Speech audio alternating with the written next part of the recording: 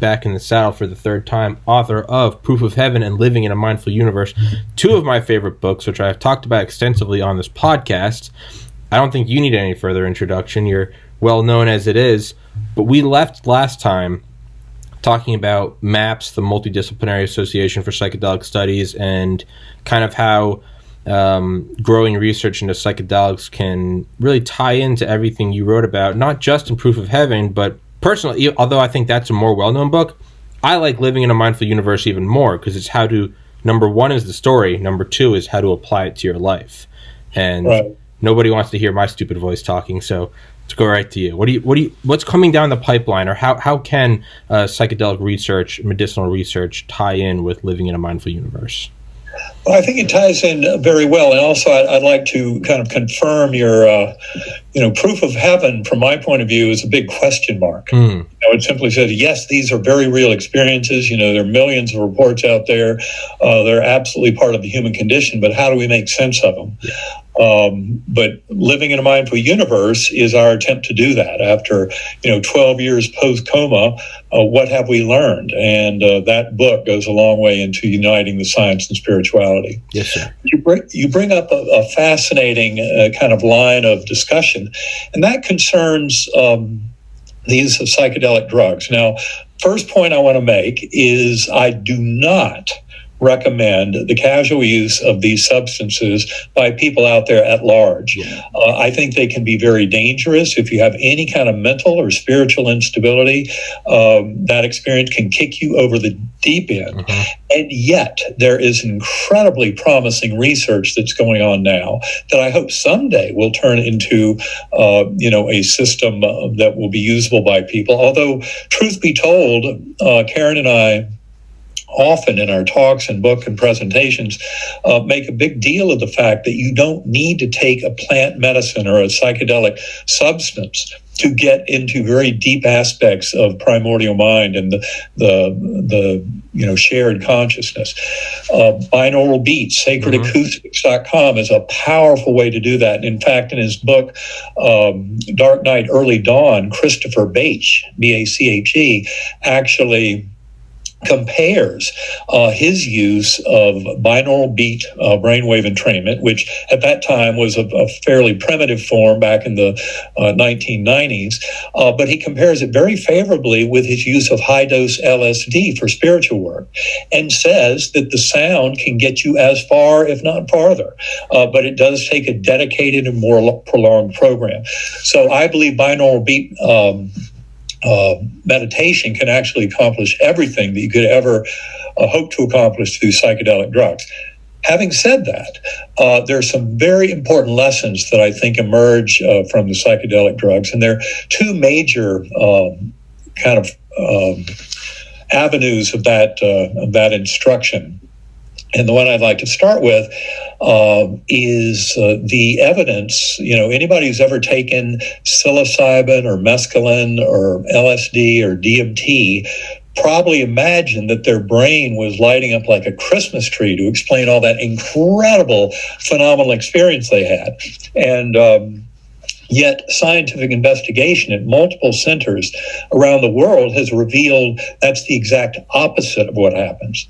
If you use functional MRI, if you use magnetoencephalography to look at the brains of people under the influence of these plant medicines or substances, what you find is every region of the brain actually decreases in activity. There's no place in the brain that increases in activity. And in fact, in one of the earlier studies, it was from Imperial College London, by Robin Carhart Harris and others back in 2012, they actually used a visual analog scale to kind of map the depth and profundity of the phenomenal experience of somebody on those medications. And what they found is the more profound and transcendental the spiritual journey they witnessed, the phenomenal experience of it, the more their brain went dark, the more the default mode network kind of disassembled and It's really kind of astonishing, and that's that first paper was Imperial College London back in 2012. Then there have been several other papers that I'm aware of. One was out of Brazil looking at DMT, dimethyltryptamine, the active principle in ayahuasca, and then a more recent paper from Robin Carhart Harris and others at Imperial College London, where they actually looked at LSD, which is probably one of the most potent of those serotonin 2A type drugs. Yeah. That's what they're normally known as serotonin 2A agonist, antagonist. So that's the amazing thing to point out is these scientific experiments reveal very clearly to us that more profound kind of exotic and ultra real experiences in many ways are associated with the brain going dark. And so in many ways it's showing us that the brain is not producing consciousness at all. And this, of course, is something we go into in great detail in Living in a Mindful Universe. And it's really getting the brain out of the way that allows for some of these more extraordinary manifestations of conscious awareness, both in this material realm and in other realms that are very relevant to human existence. I think there's similarities with the realms that are encountered in near death or in deathbed vision, in dying experiences, as we see in the dream world and in the psychedelic world. There's a lot of overlap because those various spiritual realms have a concrete reality in existence. They don't exist in four-dimensional space-time. That doesn't make them less real. Sentient beings have access to them.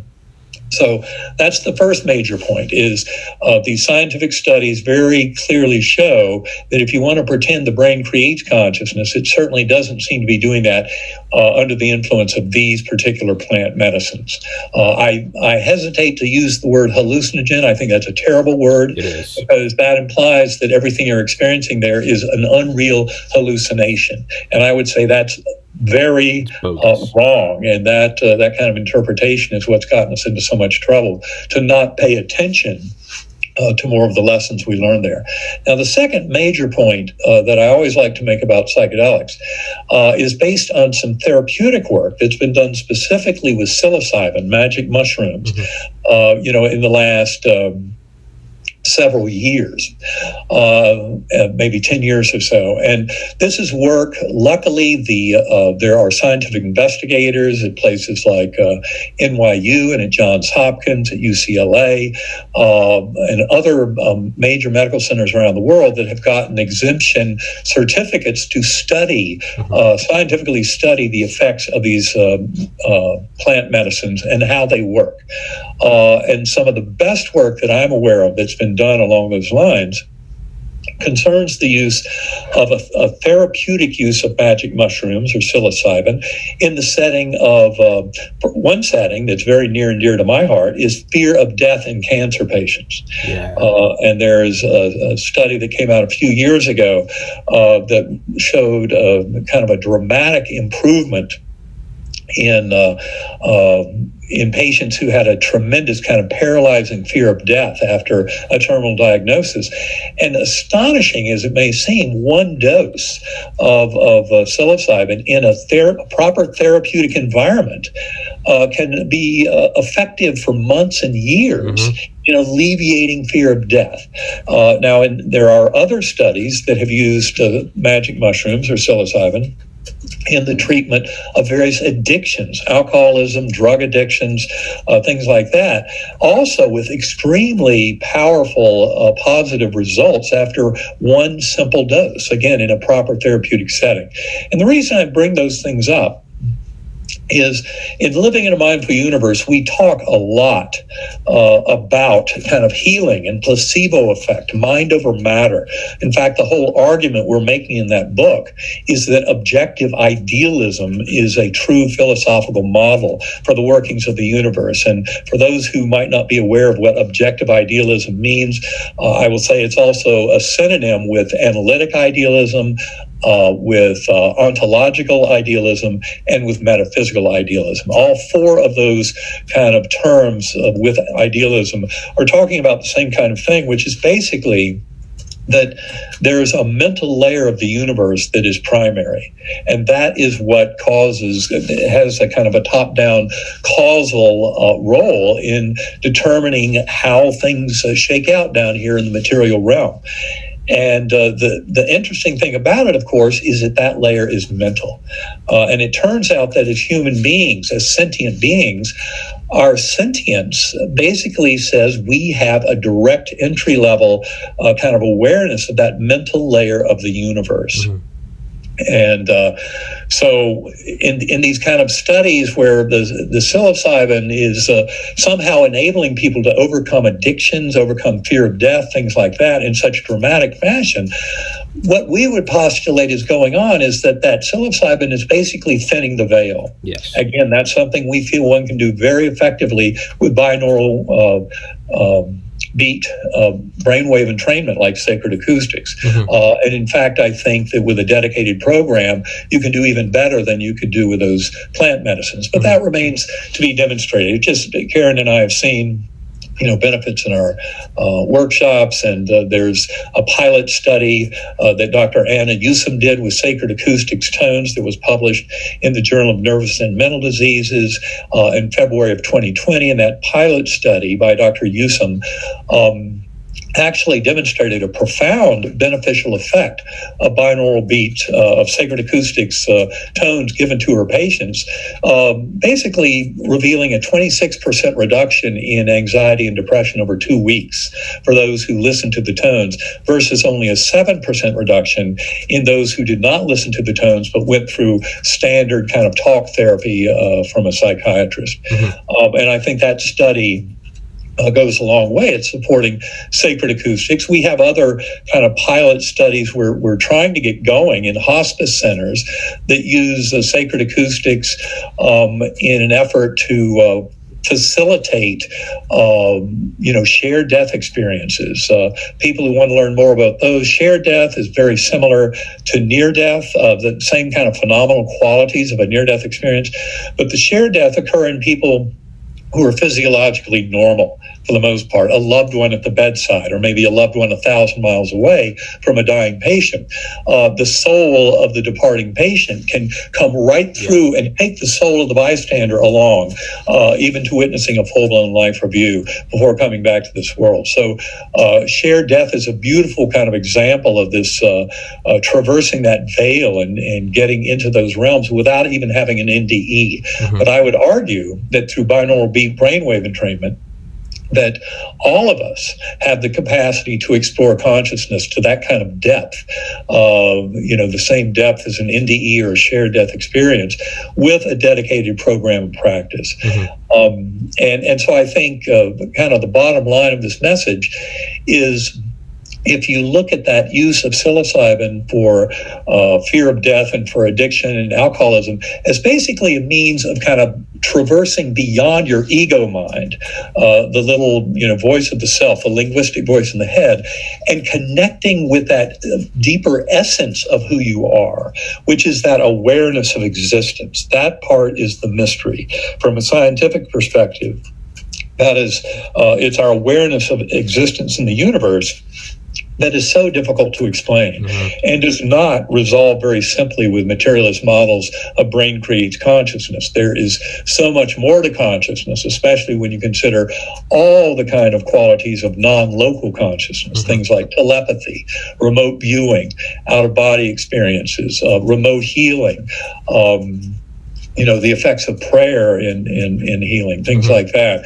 And then, of course, you have deathbed visions, after-death communications, and then, of course, that other huge category of non-local consciousness, kind of consciousness beyond the physical brain model, and that is the extraordinary literature on reincarnation mm-hmm. out of the University of Virginia and other researchers around the world. But for your listeners, go to uvadops.org to learn a lot more about that literature. But in a nutshell, nutshell, more than 2,500 cases of past life memories in children studied over the last 6 decades, where the best explanation is really one of reincarnation.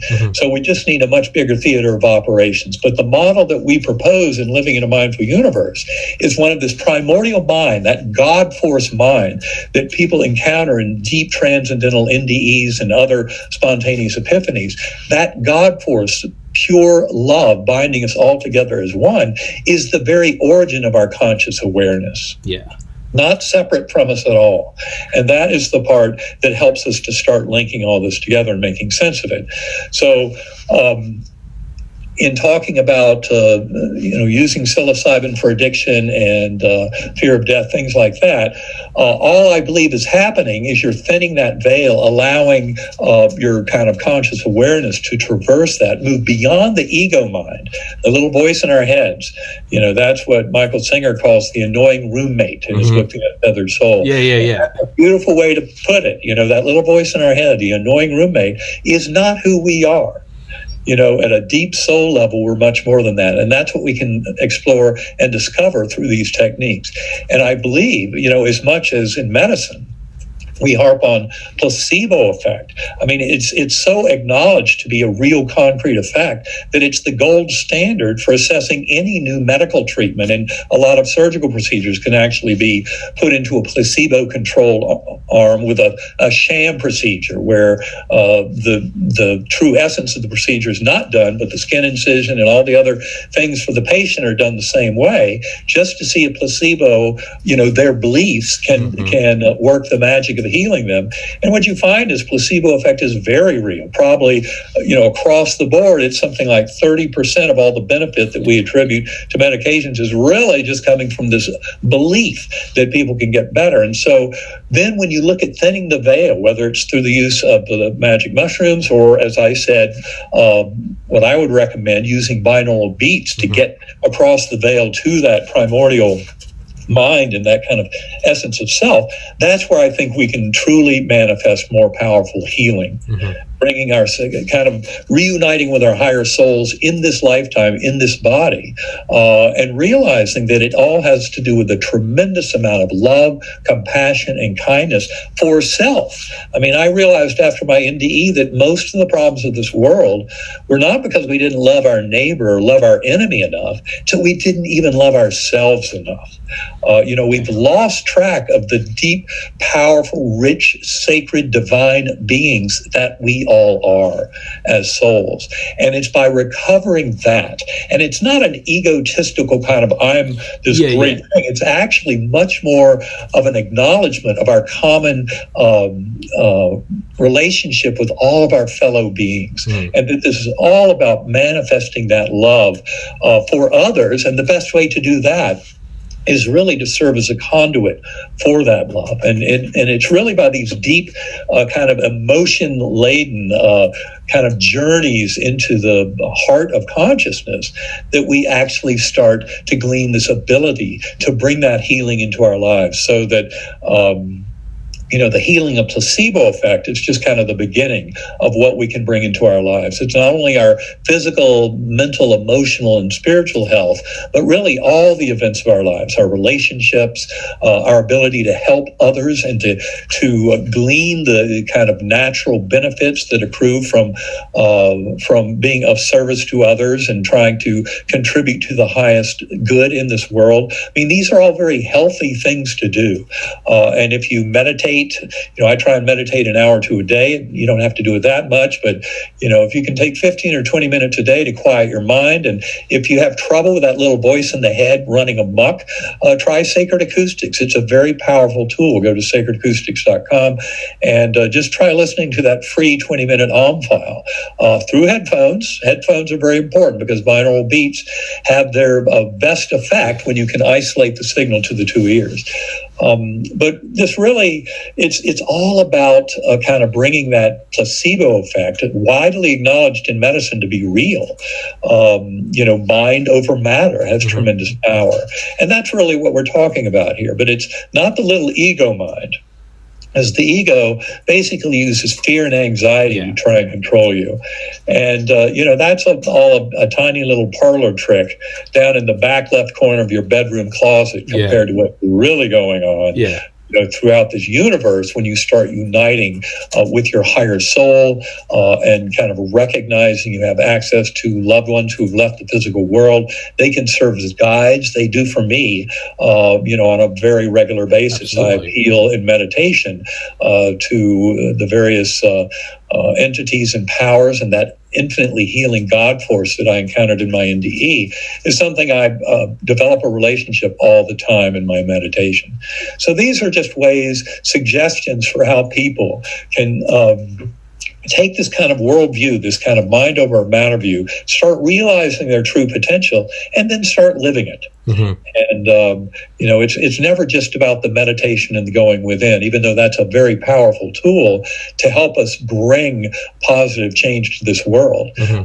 It's really about how we live our lives. And so one of the things Karen and I often say is, the true power of near-death experiences is not what they tell us about what happens after our body dies and we leave the physical world, but the lessons are absolutely crucial for living the optimal lives here, knowing fully our divine nature, that we've had lives before, we'll have lives again, but that we're following a soul journey of this progressive, basically the transformation and evolution of consciousness itself. Yeah. And each and every one of us is a participant in that grand process. Yeah, and it was...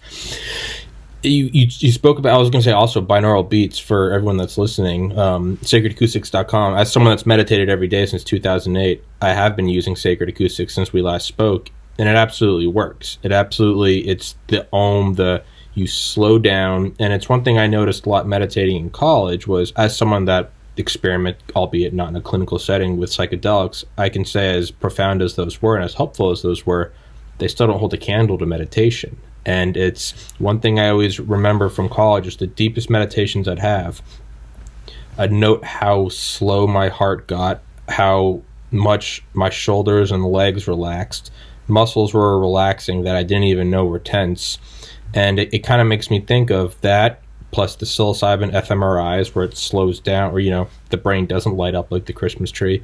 And then the beautiful parallels to, okay, so now the goal is to turn off the mind. Well, who would know it better rather than you, right? With, being in the coma where your mind was turned off. Well, it was really, I would say brain is turned off. Yes, brain. And of course, the brain is not the producer of mind. That's the important the receiver. Mind is something that actually participates in creating brain and physical body and all the rest of physical reality. But ultimately, it's all being governed from that mental layer. And that's why placebo effect works, for example. I mean, when you wonder, believe me, and modern medical training is very schizophrenic in some ways, because the training is still heavily based in the reductive materialist science of the 20th and early 21st century. But the good news is that medical schools are catching up. 30 years ago, if you look for any spiritual courses in medical schools, there basically were none.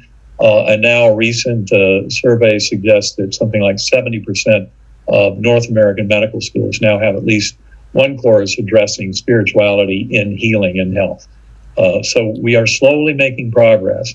But it's kind of astonishing that people often don't even think of what placebo effect is really telling you about the nature of reality. It's this power of mind over matter. What it implies is absolutely insane.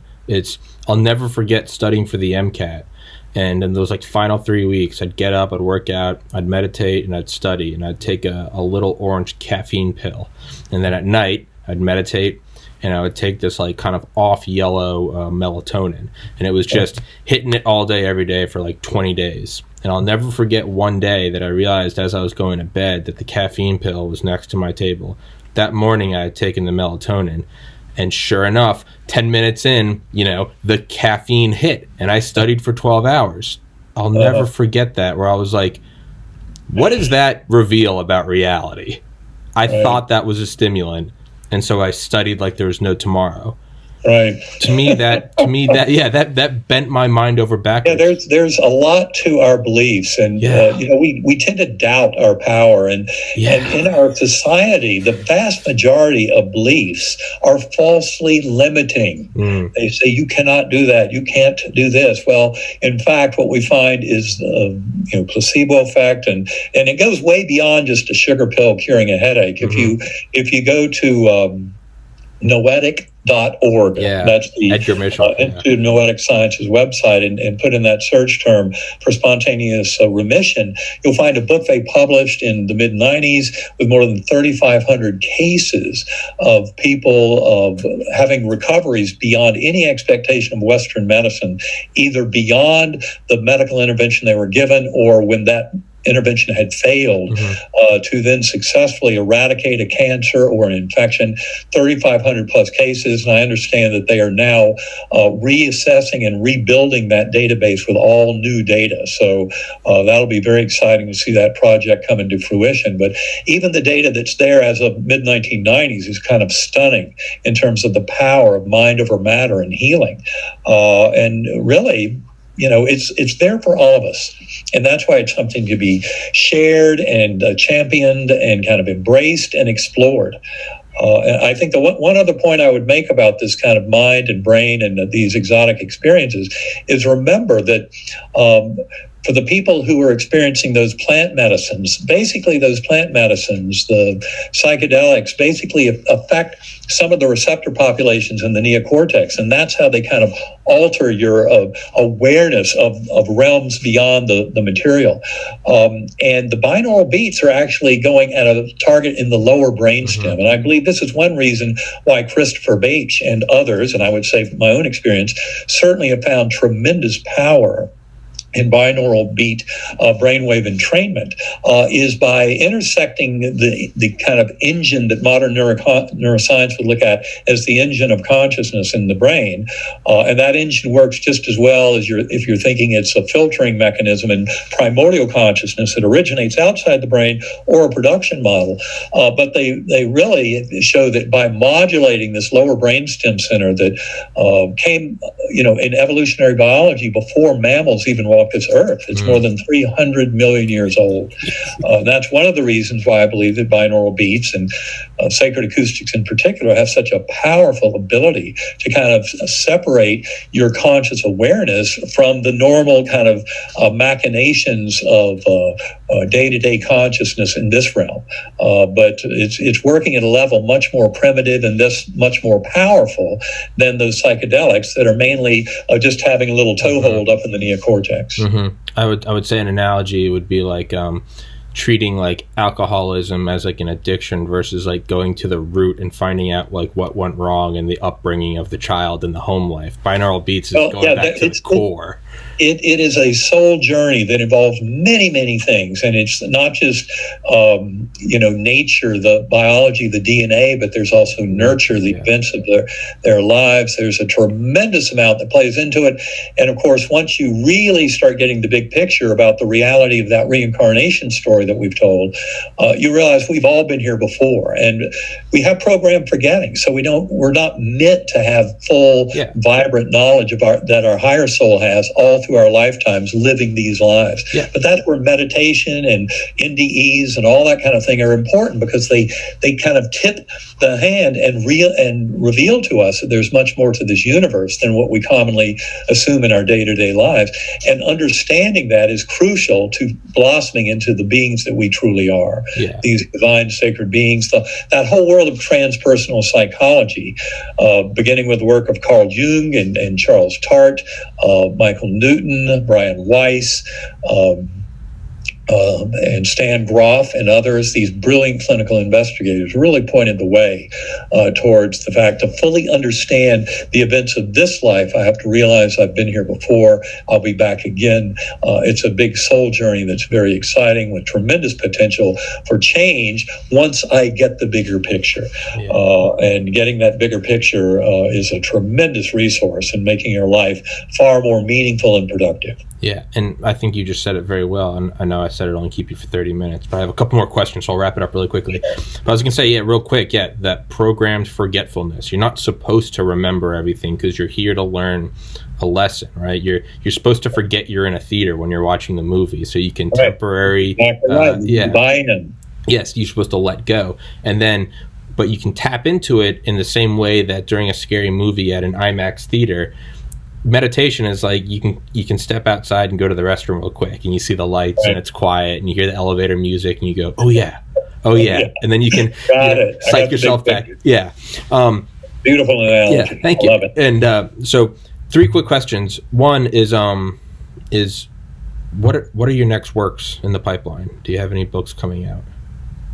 Well, yes, there's definitely one on my mind. And Karen and I are very busy. We're doing a course now with the Shift Network.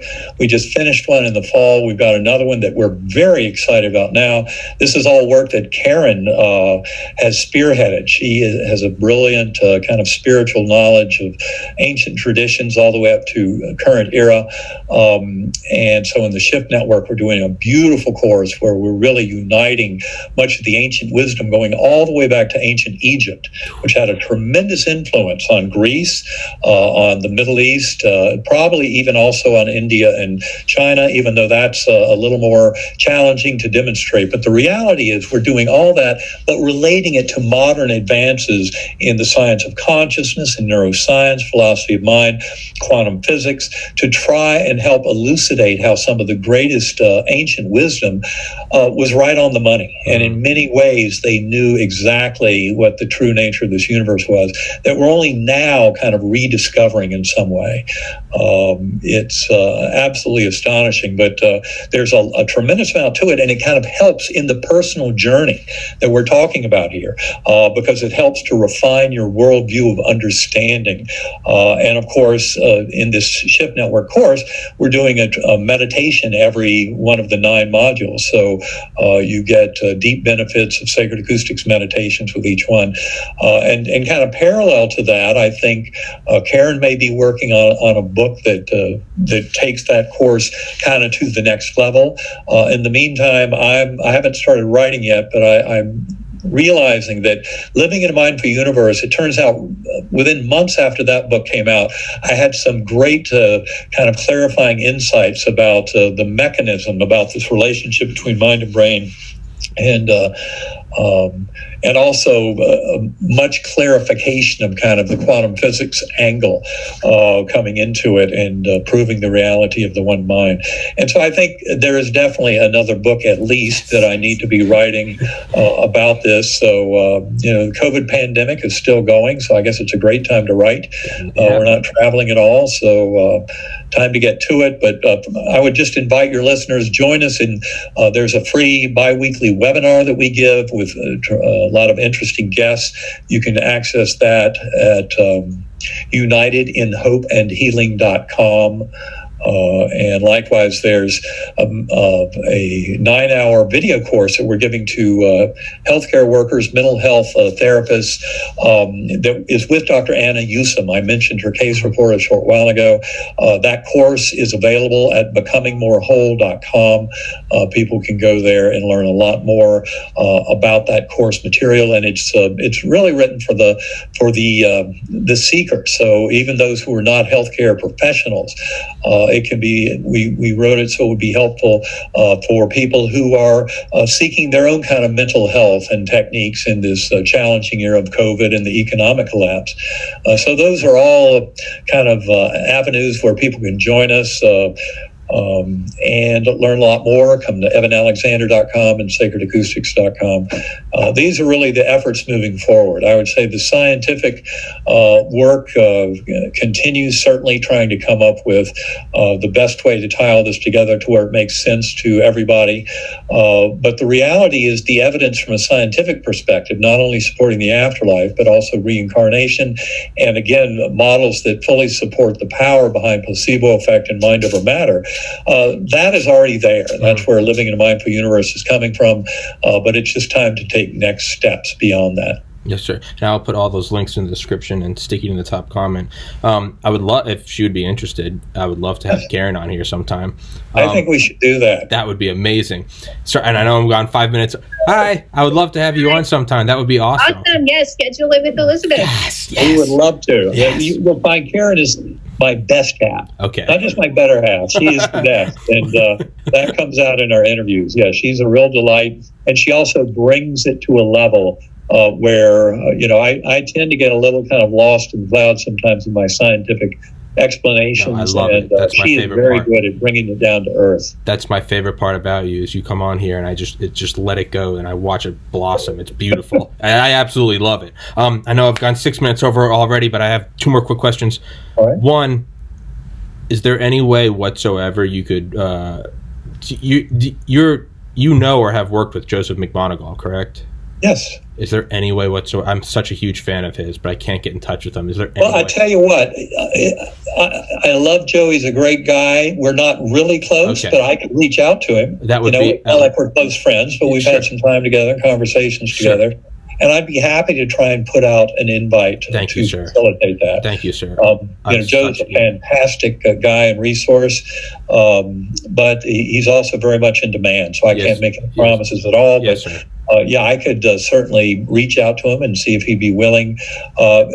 I guess the only pieces I would need to make that argument, if you can give us some of your latest kind of information on your distribution, on kind of the numbers. Sure, absolutely. That kind of thing. If you can pass that back Absolutely. to me through Elizabeth, I can then pass that on to Joe, because Absolutely. he would probably want some kind of background information like that. Absolutely. I understand. I'm sorry for putting you on the spot like that. I'm such a problem. big fan of his. I was like, I gotta ask him. He's and I would highly recommend his books. People can look Joseph McMoneagle up on Amazon. He's written several very powerful books on your mind as a time machine and remote viewing and various tips. And of course, he was RV001. Yeah. Remote viewer 001. Yeah. That's a lot classier than 007, Yeah. I promise you. Yeah. And also having met him and discussed some of those stories, he is absolutely the real deal. Yeah. His lectures are incredible. Yeah. And then and this is more so of perhaps a topic for a future episode. Not even really a question, is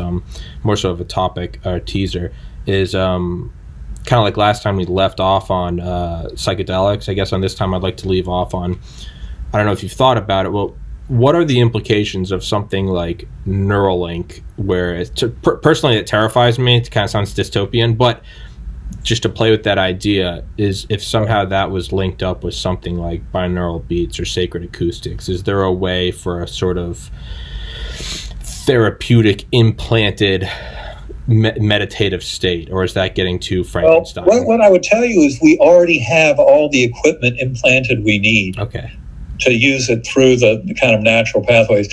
Important to point out, Neuralink, it's still very, very preliminary, and in fact, the information that I've gleaned on it's hardly like we've made many steps in the last few decades beyond a lot of the technology I was aware of and used in brain surgery back in the 90s and early 2000s.